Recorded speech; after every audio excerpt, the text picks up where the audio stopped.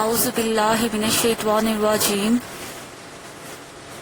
بسم اللہ الرحمن الرحیم رب اشرح لی صدری ویسر لی امری واحلل عقدۃ من لسانی یفقہوا قولی ربی زدنی علما۔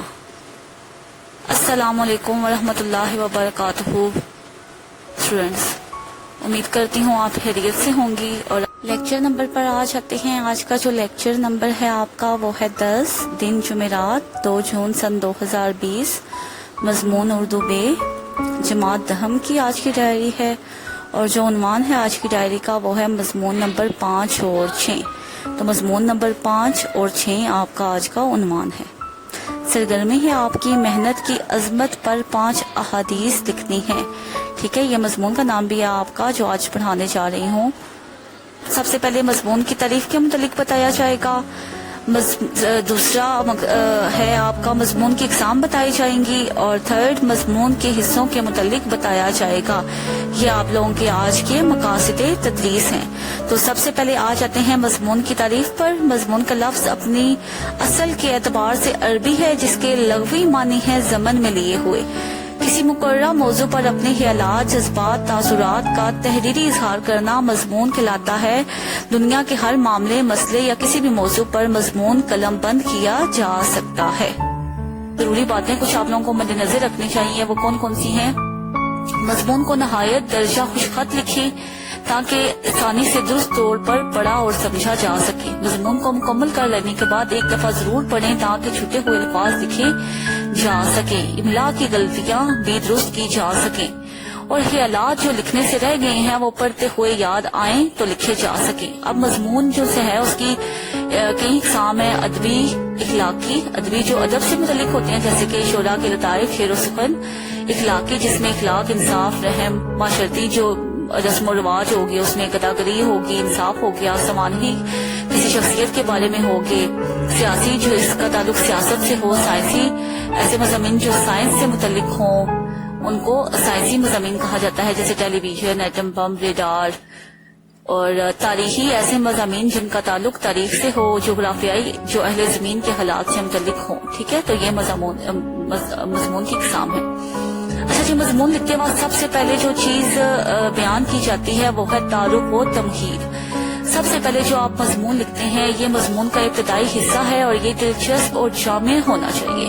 تو سب سے پہلے جب کوئی بھی آپ مضمون لکھتے ہیں تو مضمون کا جو عنوان دیا گیا ہوتا ہے آپ نے اس کا مختصر تعارف بیان کرنا ہوتا ہے، اور یہ تعارف ایسا ہوتا چاہیے کہ اس کے بارے میں آپ لوگوں کو مکمل معلومات ہونی چاہیے، اور یہ آپ لوگوں کا جو تعارف کا ابتدائی حصہ ہے یہ دلچسپ ہونا چاہیے۔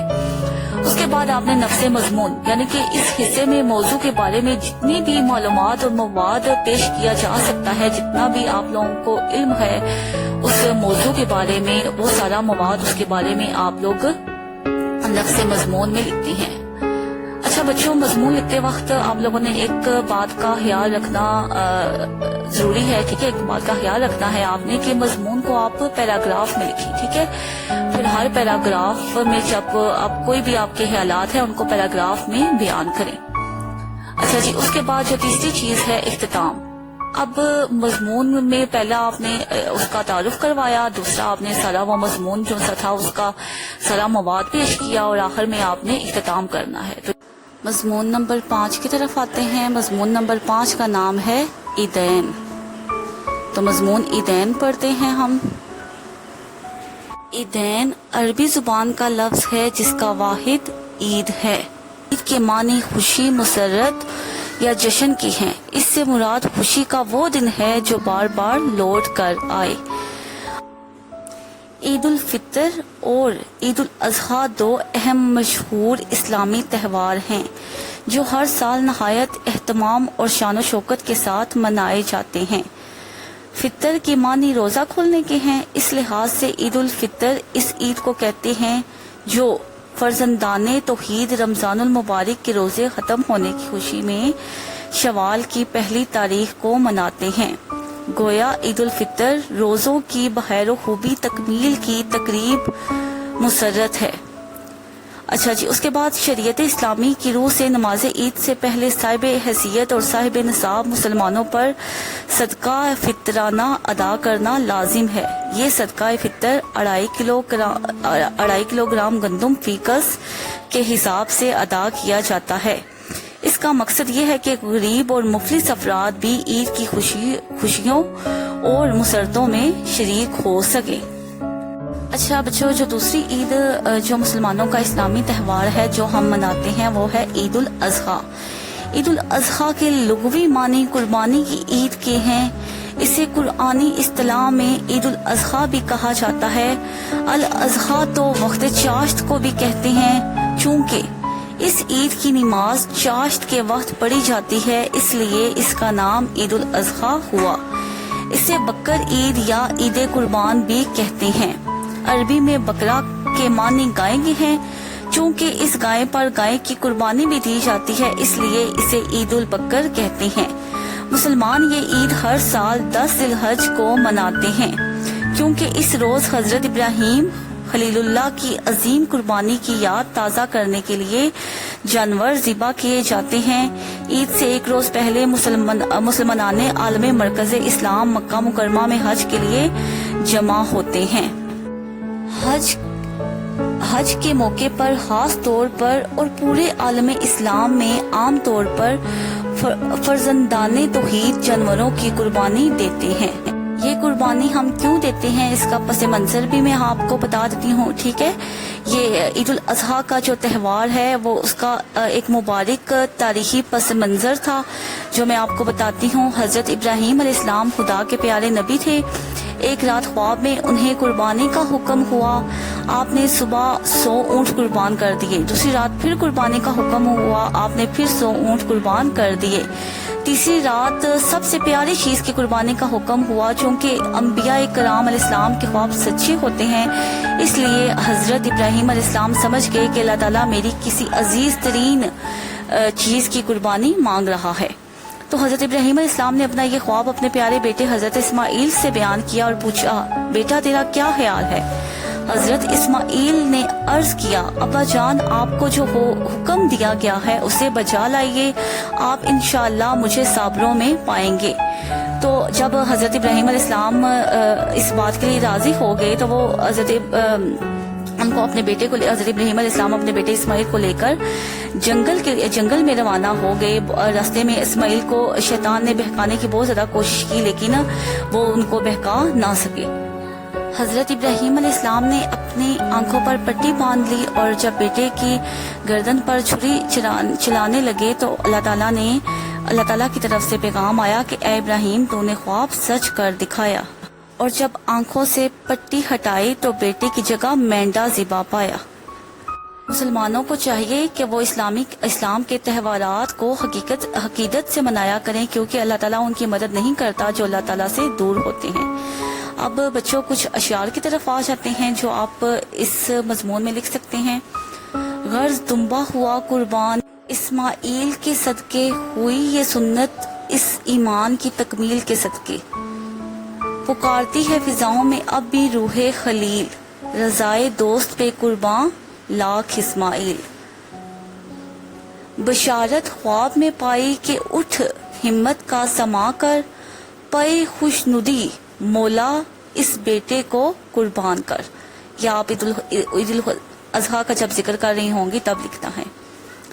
عید آئی نشاط کی پیامی بن کر، ہنگامے سرور اور شادمانی بن کر، غریب و سادہ اور رنگین ہے داستان حرم، نہایت اس کی حسین ابتدا ہے اسماعیل۔ ٹھیک ہے، یہ جب حضرت اسماعیل علیہ السلام کا آپ ذکر کر رہی ہوں گی کہ وہ حضرت اسماعیل علیہ السلام کے بیٹے تھے، تو اس پیراگراف میں آپ نے یہ شعر لکھنا ہے۔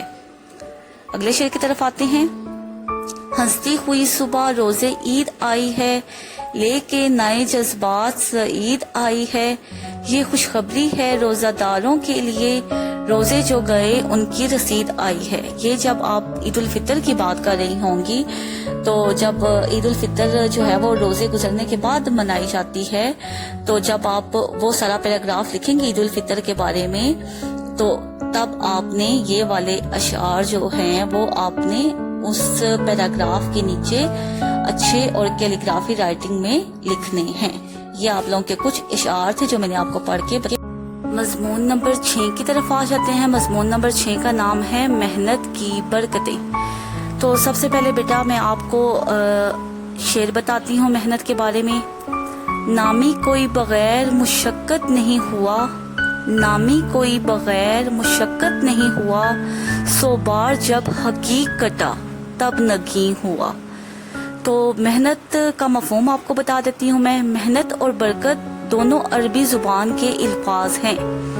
محنت کا مطلب ہے دکھ، تکلیف یا مزدوری، جبکہ برکت کا معنی ہے بڑھانا، اضافہ کرنا یا کسی کام میں اللہ کی رحمت کا شامل ہونا، جبکہ عظمت کا معنی ہے شان و شوکت یا قدر و منزلت۔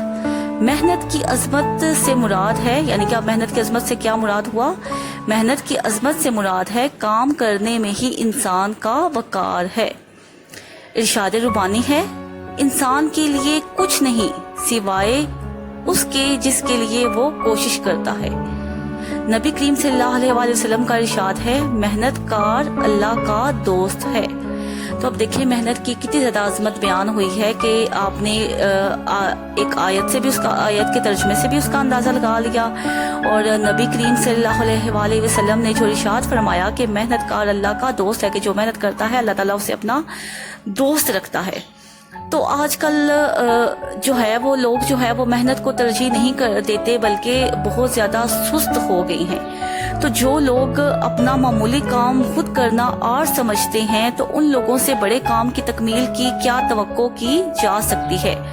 چنانچہ جو لوگ محنت نہیں کرتے، ناکامی ان کا مقدر بن جاتی ہے، اور جو لوگ محنت کرتے ہیں وہ اس دنیا میں بہت اونچے درجے تک چلے جاتے ہیں اور انہیں ہر طرف سے عزت ملتی ہے۔ آج اگر ہم محنت کریں گے تو اللہ تعالیٰ ہمیں اس کا صلہ ضرور دیں گے، اور اللہ تعالیٰ ہمیں اس محنت کا پھل بھی، جو ہم محنت کر رہے ہیں، اللہ تعالیٰ اس محنت کا صلہ بھی ہم کو ضرور دیتے ہیں۔ تو مولانا الطاف حسین حالی نے کیا خوب کہا ہے، نہال اس گلستان میں جتنے بڑے ہیں، نہال اس گلستان میں جتنے بڑے ہیں، ہمیشہ وہ نیچے سے اوپر چڑھے ہیں۔ کہ سب جو محنت اگر ہم محنت کر رہے ہیں تو ہم درجہ بدرجہ اوپر جاتے جاتے ہیں، اور آخرکار ایک دن جب کامیابی ہمارا مقدر بن جاتی ہے، تو جو شخص زیادہ محنت کرتا ہے وہ اونچا چلا جاتا ہے، بڑا آدمی بن جاتا ہے۔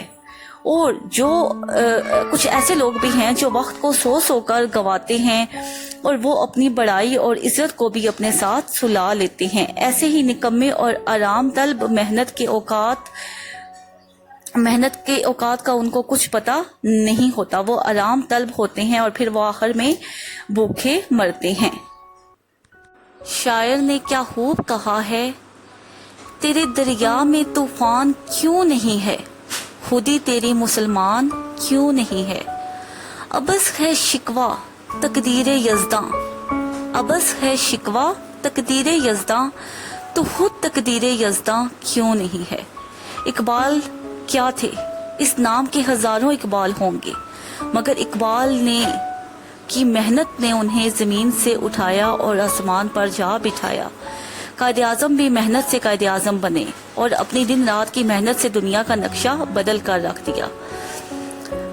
محنت سے ملتی ہے عزت و عظمت، محنت سے ملتی ہے عزت و عظمت، رفت و ثروت، شوکت و حشمت۔ تاریخ اسلام سے ظاہر ہوتا ہے کہ انبیاء کرام اپنے کام خود کرتے تھے، یعنی کہ انسان چھوٹے معمولی کام کرنے میں بہت آر محسوس کرتا ہے، وہ کہتا ہے کہ یہ کام میں کیوں کروں، وہ خود کرنے کے بجائے دوسروں سے کروا رہے ہوتے ہیں۔ تو ہمارے انبیاء کرام نے بھی، بہت سے انبیاء کرام ہیں جنہوں نے اپنے کام تھے وہ خود کرتے تھے۔ حضرت آدم علیہ السلام کھیتی باڑی کرتے تھے، حضرت ادریس کپڑے سیتے تھے، حضرت نوح نے کشتی بنائی، حضرت ہود تجارت کرتے تھے، حضرت ابراہیم علیہ السلام کھیتی باڑی کرتے تھے، حضرت یعقوب، حضرت شعیب، حضرت موسیٰ بھی کاشتکاری کرتے تھے، اور نبی کریم صلی اللہ علیہ وسلم کی زندگی ہمارے لیے مشعل راہ ہے۔